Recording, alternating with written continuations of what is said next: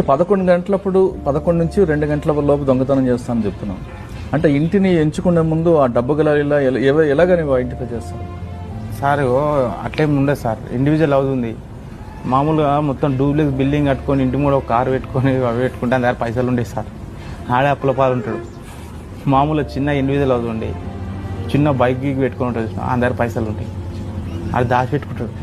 ఎలా దేనికో కూతురు పెళ్లికి కావచ్చు, లేకపోతే సంథింగ్ ఏదో ఇన్వెస్ట్మెంట్ కోసమో ఇంట్లో పెట్టుకుంటాడు, బ్యాంక్లో పెట్టుకోడాడు. అది నా సొంత వాళ్ళకి ప్లస్ పాయింట్ అయిపోయింది. కానీ డూప్లెక్స్ హౌస్ కారు ఉన్న వాళ్ళకి ఆడ అప్పుల పాలు ఉంటాడు సార్. ఇల్లు కట్టుకొని కారు కొనుక్కొని అందరు ఏముండదు, అప్పులే ఉంటాయి అని. నీకు ఎలా తెలుసు అప్పులు ఉన్నాయని? తెచ్చిపోతుంది సార్. ఇప్పుడు మామూలుగా గవర్నమెంట్ జాబ్ వాళ్ళకి ఎంత వస్తుంది? 50,000 వస్తాయి. ఆడ 20-30 లక్షలు పెట్టి ఇల్లు కట్టుకుంటాడు, 10-15 లక్షల కారు పెట్టుకుంటాడు.